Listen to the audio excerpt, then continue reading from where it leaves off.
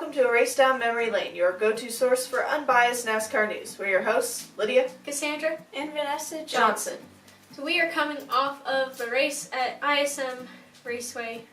It's Phoenix. I can't get used to calling it the new name. Anyway, Blaney won the first stage, Kyle Busch won the second stage, and it was fairly obvious from the beginning who was going to win. Kyle Busch. He led well over 200 laps. Highlights? And Johnson in 8th. He was my pick. That's really I good. actually did better on picks than I did on predictions, which is sad. There's no one worth highlighting Logano for the heck of it. Yeah, that one. Well, Blaney in 3rd. He was leading until I don't know what exactly happened. I had to walk out for a while. I guess he just got overtaken with trying Kyle to save Busch for passed him fuel in lap traffic. Or are you talking toward the end of the race or the beginning? Yeah. Okay. Well, they were both trying to save on fuel, and Blaney just didn't really have enough to go as hard as he could have. I think. Right. But anyway, And then Blaney got Truex passed. saved too much earlier on, and then by the time they said you've got enough fuel, you can push hard, he didn't have enough time to overtake Kyle Busch. So Right. it was nice to have a fuel mileage race finally. It's either the first or the second race that has been really fuel mileage since they introduced stages 2 years ago. Yeah, that's something that really got eliminated when the stage races came in. Right.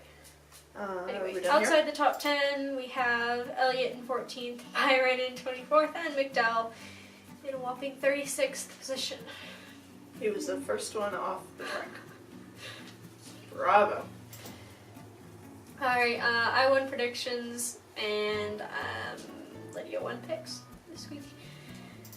And cumulative has Lydia on top for predictions and Lydia on top for picks. I am doing bad this year. Poorly.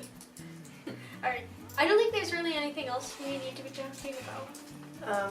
I would say there were actually actually cautions in this race. there were. Last week was there were nice. only the stage cautions, Right. which was quite boring. Mm-hmm. This one there were, I wouldn't say a lot of lead changes, but more than we've seen recently.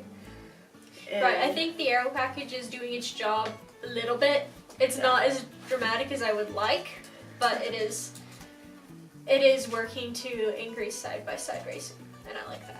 Yeah, and the dogleg in Phoenix helps a lot. Right. That's quite entertaining. A lot of passing through there. There's something else. Oh, well, Elliott was looking promising all weekend. He qualified second. And then on the start of the race, he committed a starting violation. Crossed the start-finish line before Blaney did, who was actually on pole. So he had to go do a stop. And that's okay on restarts, but on the beginning of the Right, race, it's different from restarts. yes, it's a confusing. That's the rule. Well, it's though. not really confusing. It's just weird rule. It's different.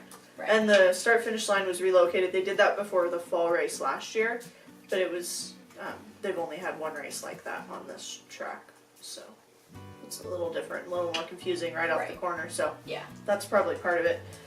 And then Blaney picked the inside too, rather than the typical outside for selection on row selection. Yeah. But he never really came back from that. I mean, He kinda besides did, the but- winner, it was a pretty good race. Right. Yeah. Overall, it was good racing. Better than the rest of the ones this year. Holy moly. Yeah.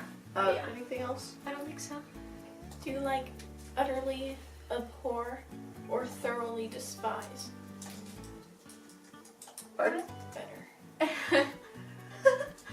I don't understand what you're I'm saying. trying to think of ways to express my displeasure at the time change. That's another video for another time. Yeah. Anyway, this has been Race Down Memory Lane, Your go-to source for unbiased NASCAR news.